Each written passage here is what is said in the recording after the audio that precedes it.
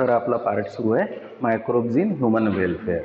या पार्टमध्ये आपण काय करतोय की मायक्रोब्सचा यूज आपण आपल्या युटिलिटीसाठी वेलफेअरसाठी कसा करून घेतो किंवा मायक्रोब्स आपल्याला कसे हेल्प करतात. तर त्यातला पहिला पार्ट होता microbes as a source of food.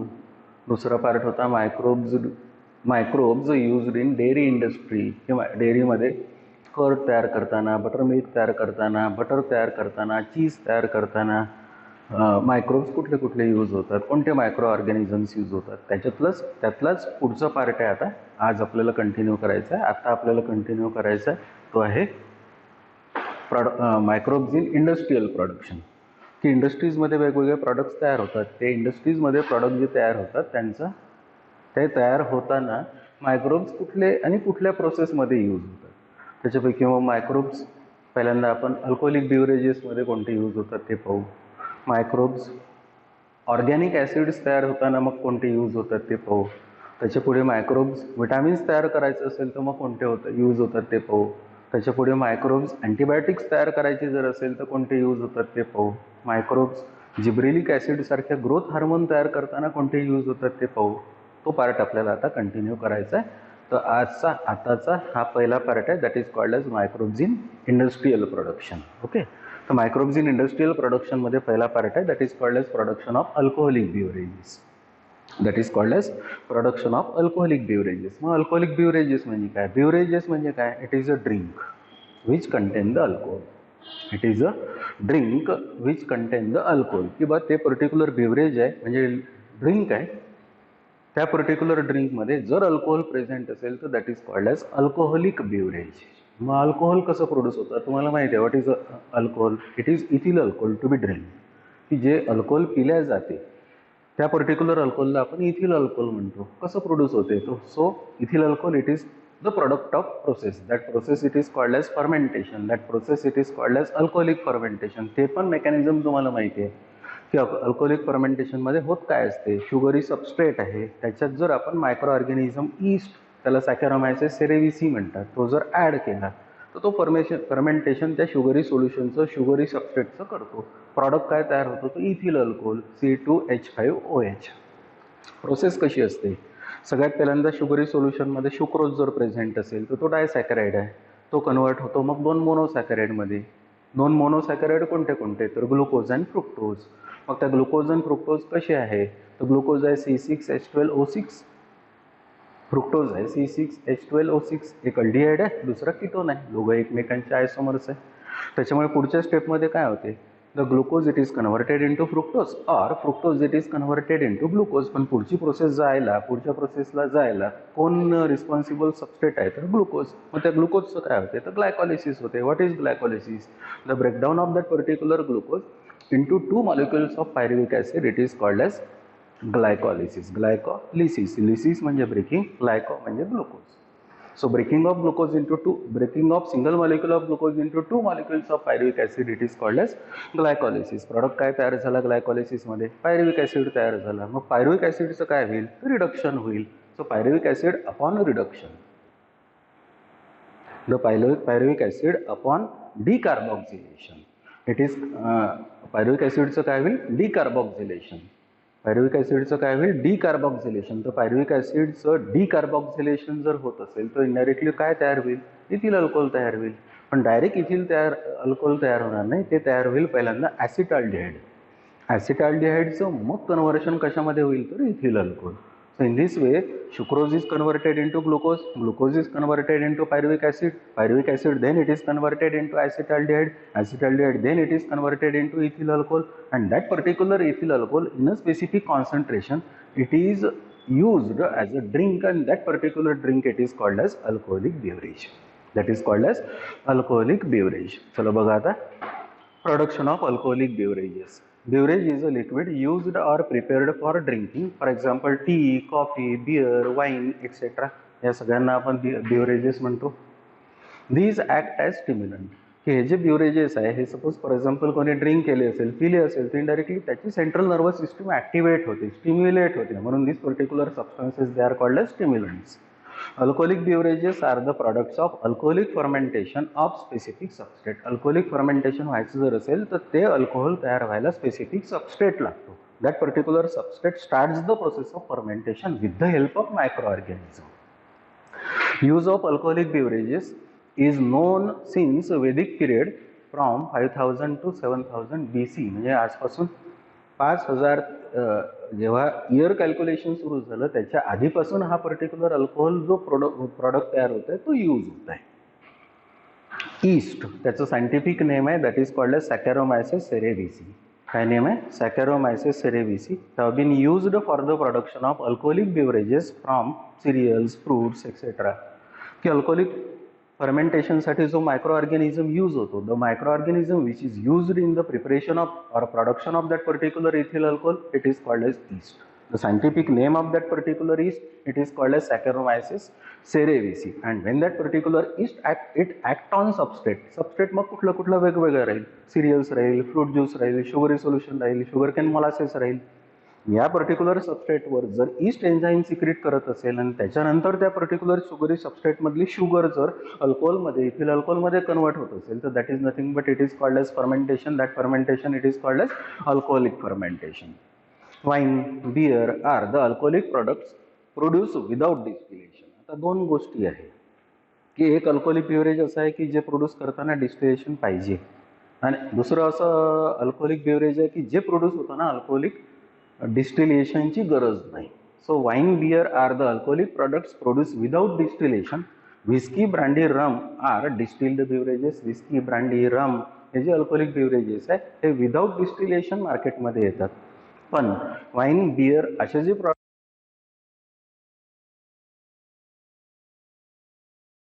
Alcoholic beverages tubular और फर्मेंटर ECUs किंवा हे सगळे प्रॉडक्ट्स जर तयार करायचे असेल, व्हिस्की तयार करायचे, ब्रँडी तयार करायची आहे किंवा वाईन तयार करायचे, बियर तयार करायचे आहे. Generally for example wine, whisky, brandy, rum या पर्टिक्युलर अल्कोहोलिक बेवरेजेसमध्ये अल्कोहोलचं पर्सेंटेज हे 45 to 55% पर्यंत असते.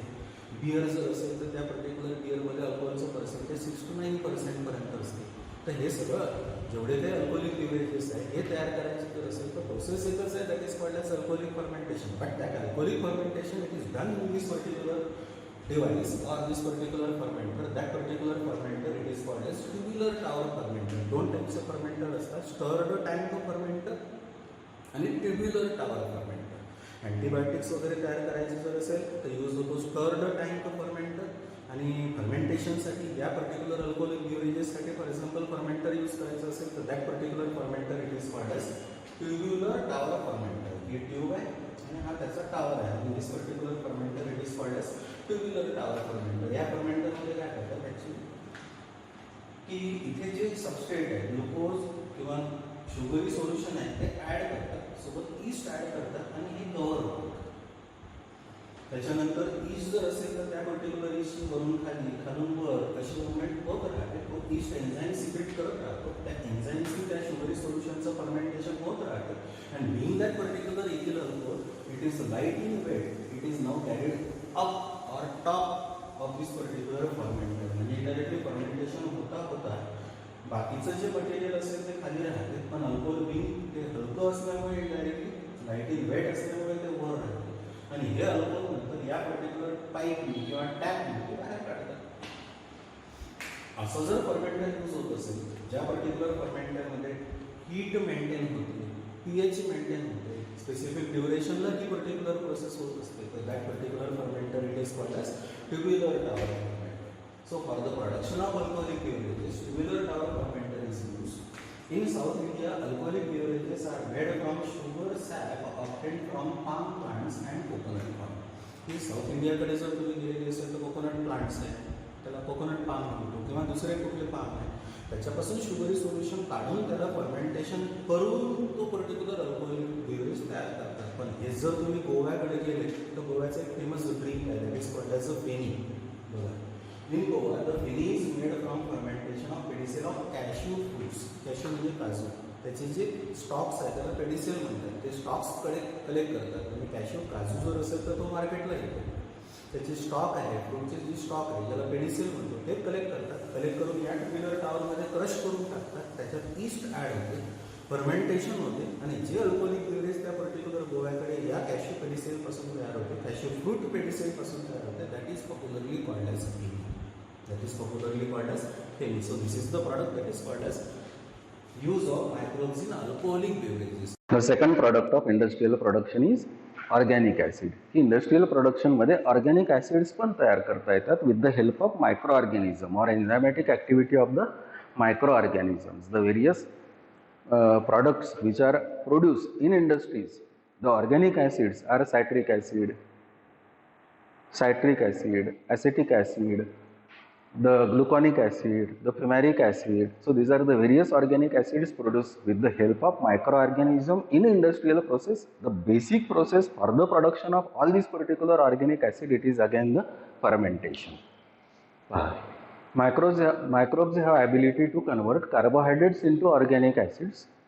Microorganisms have ability to convert carbohydrates into the organic acid. की कार्बोहायड्रेट पासून ऑर्गॅनिक ॲसिड्स मायक्रोऑर्गॅनिझम्सला तयार करता येते. The process is fermentation.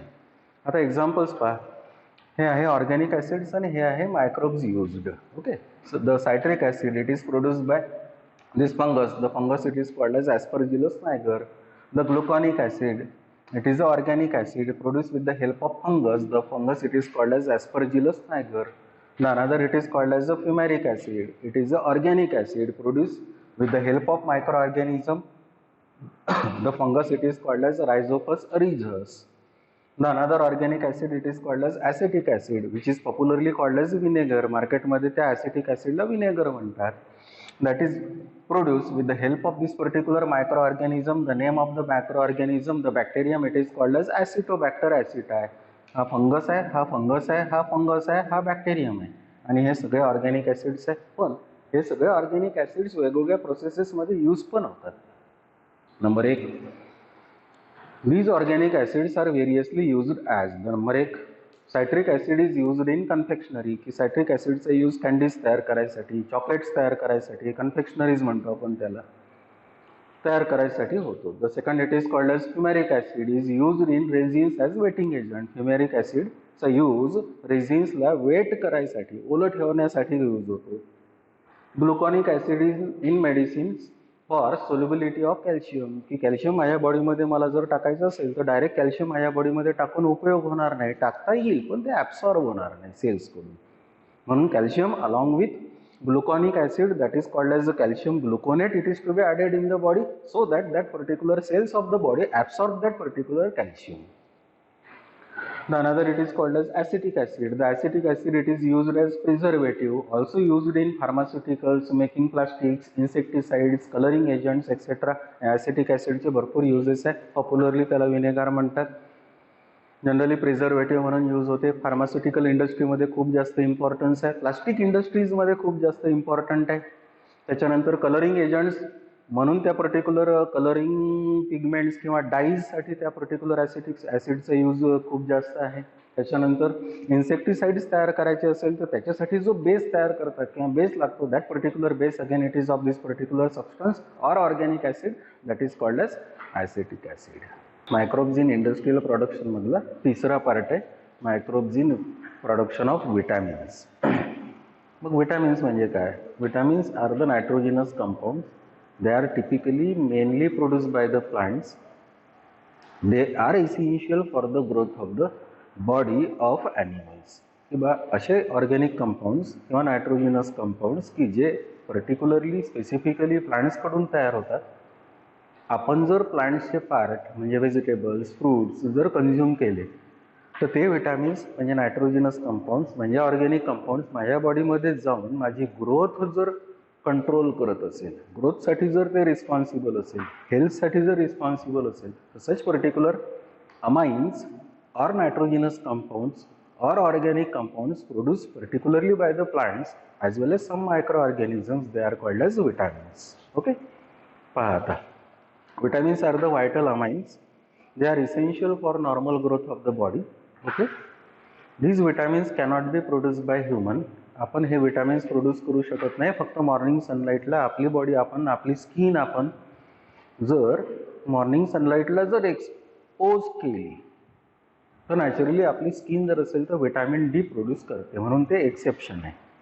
So these vitamins cannot be produce by human and therefore they have to be supplied in small amounts in the diet. की बा हे vitamins essential normal ग्रोथसाठी जर असेल तर नॅचरली आपण फ्रूट्स व्हेजिटेबल्स कन्झ्युम केले पाहिजे. Lower क्वांटिटीमध्ये हे विटॅमिन्स त्या पर्टिक्युलर फूडमधून आपल्या बॉडीला सप्लाय होत राहील, नॉर्मल ग्रोथ होत राहील. The vitamins are A B C D E and K. वेगवेगळ्या प्रकारचे विटॅमिन्स आहेत. So there are 6 different types of these particular vitamins. Of the 6, 5 are A, B, C, D, E. Of these particular vitamins, they are of 6 different types. They are A, B, C, D, E and K.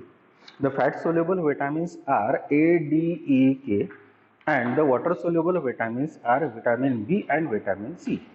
की A D E के हे जे vitamins आहेत ते fat soluble vitamins आहेत आणि vitamin बी आणि vitamin C जर असेल तर ते वॉटर सोल्युबल विटॅमिन्स आहेत. Microbes are capable of synthesizing the vitamins and hence they can be successfully used for the commercial production of many vitamins.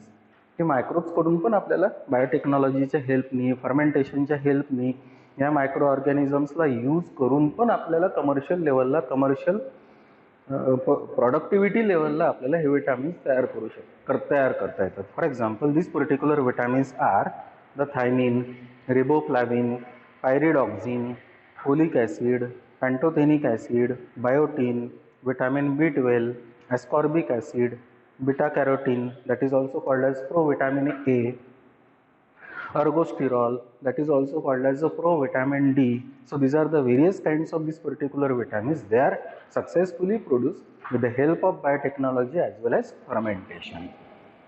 Various vitamins produced through fermentation are की जे particular vitamins आपल्याला fermentation, simple fermentation नी produce करता येतात. These particular vitamins are बघा, vitamin B2, it is obtained from these particular microorganisms. The two microorganisms are the Neurospora gossypi, the another it is called as Eremothecium ashby. कुठला vitamin आहे? Vitamin B2 vitamin आहे. Microbial source म्हणजे या दोन particular micro organisms कडून आपल्याला हा particular vitamin या प्रोसेसमध्ये मिळवता येतो. That process it is called as fermentation. So vitamin B2 it is obtained from two microorganisms. They are the Neurospora gossypi. The another it is called as Eremothecium ashby. The another vitamin it is called as vitamin B12. It is obtained from the microbe or microorganism or bacterium. It is called as a Pseudomonas denitrificans. It is Pseudomonas denitrificans. The another it is vitamin C. It is obtained from this particular fungus. The name of the fungus it is called as Aspergillus niger.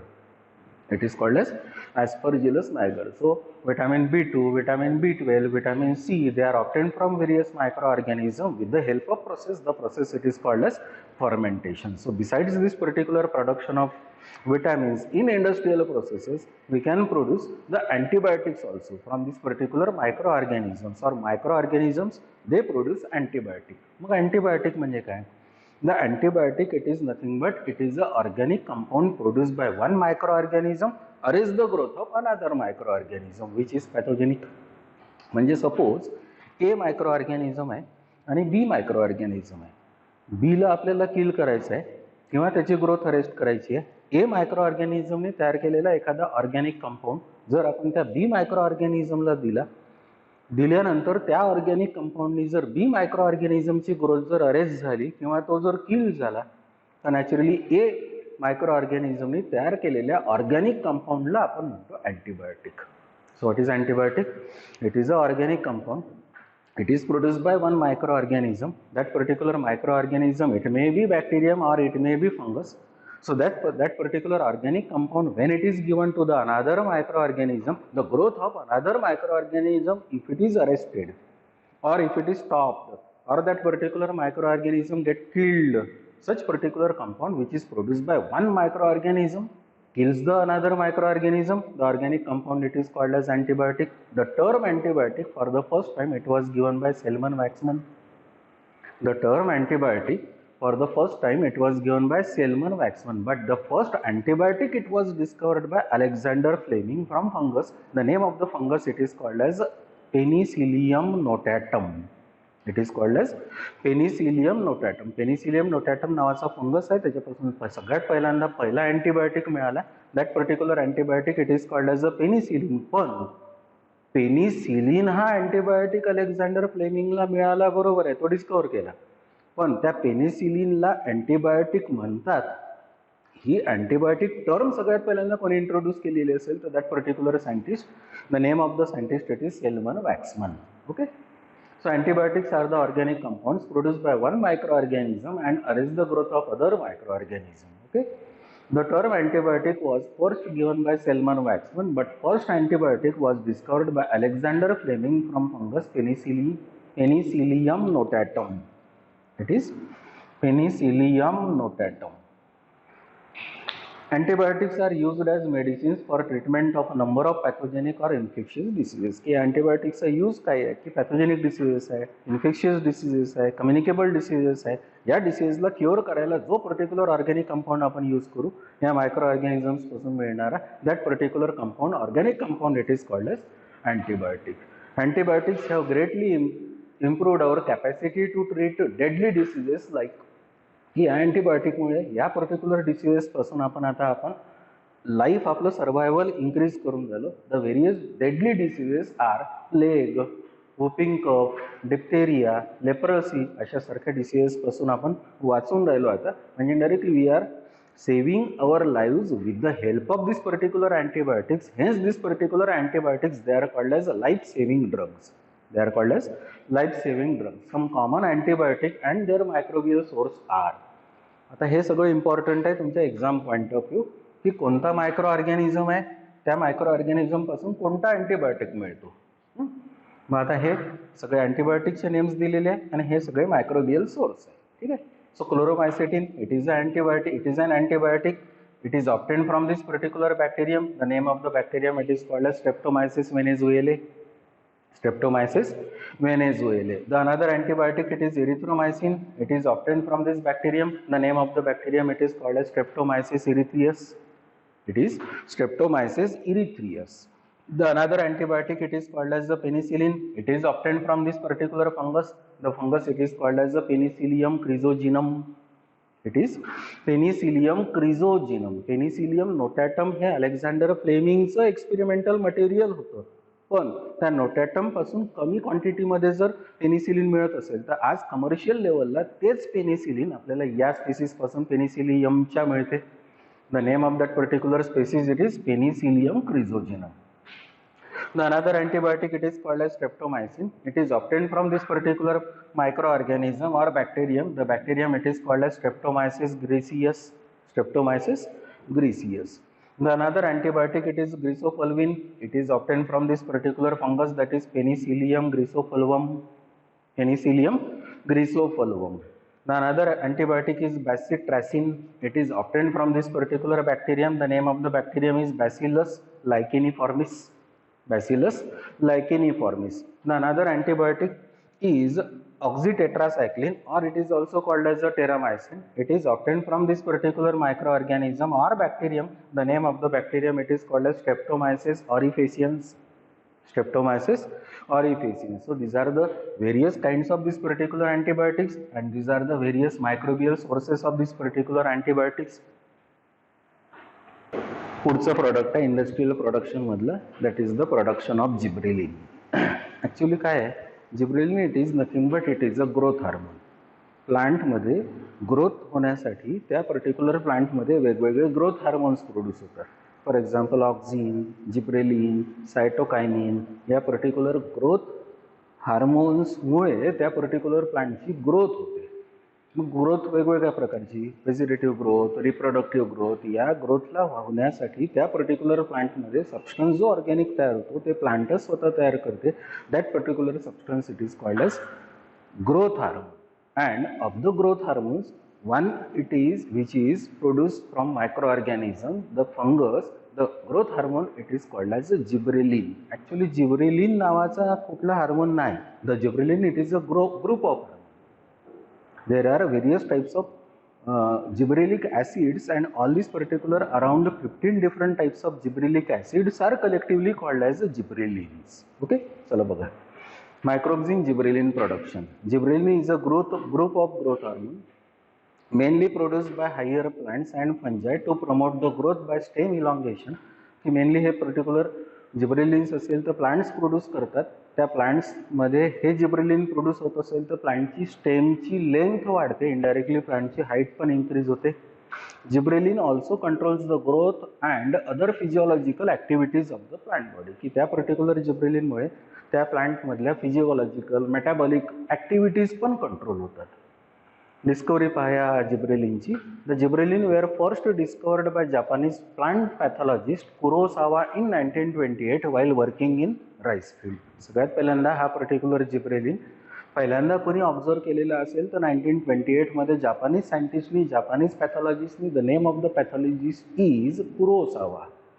The first gibberellin was isolated by two Japanese scientists, Yabuta and Sumiki, in 1938. की पहिल्यांदा जर gibberellin त्या प्लांटमध्ये produce होत असेल किंवा फंगसमध्ये produce होत असेल तर तो आयसोलेट करणारे हे दोन Japanese scientist, they were the Yabuta and Sumiki. In 1938 they isolated gibberellins from rice seedling affected from fungus. The fungus it is called as a Gibberella fujikuroi. त्यांनी काय केलं की राईस फील्ड होतं, त्या फील्डला व्हिजिट केली.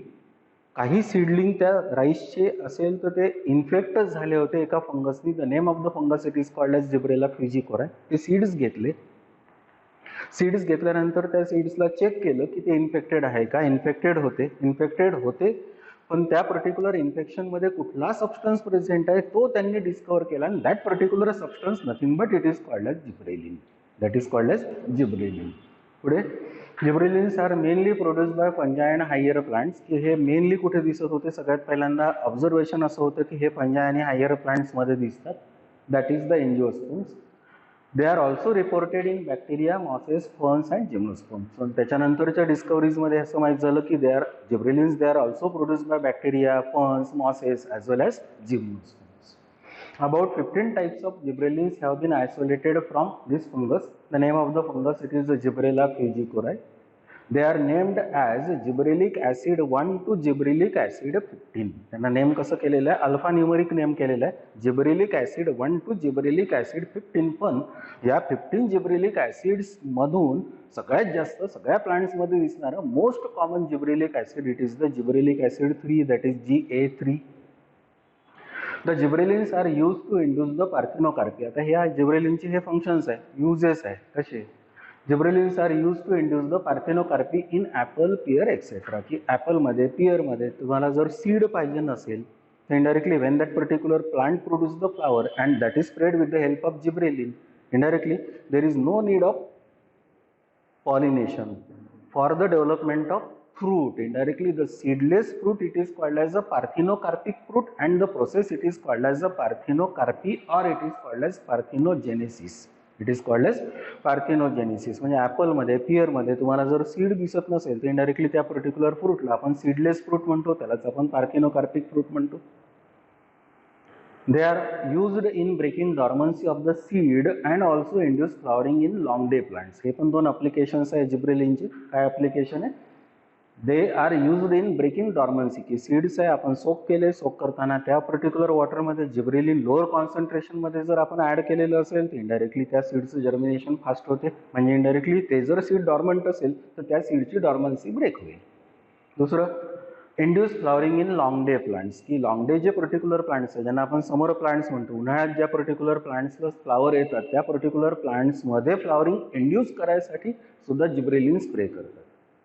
दे are also use to enlarge the size of the grape fruits. Grapes म्हणजे द्राक्ष म्हणतो आपण त्याला. त्या पर्टिक्युलर फ्रूटचा साईज छोटा असेल हेरिडिटीनी, पण तो साईज आपल्याला जर इन्क्रीज करून पाहिजे असेल त्या पर्टिक्युलर ग्रेप फ्रूटचा तर indirectly when that particular plant or flowers of that particular plant they are spread with the help of solution of gibberellic acid, naturally the size of that particular fruit get increased. So these are the various applications of this particular growth hormone. This particular growth hormone which is produced by that particular fungus, the fungus it is called as Gibberella fugicora. The hormone it is called as gibberellin. The hormone it is called as gibberellin.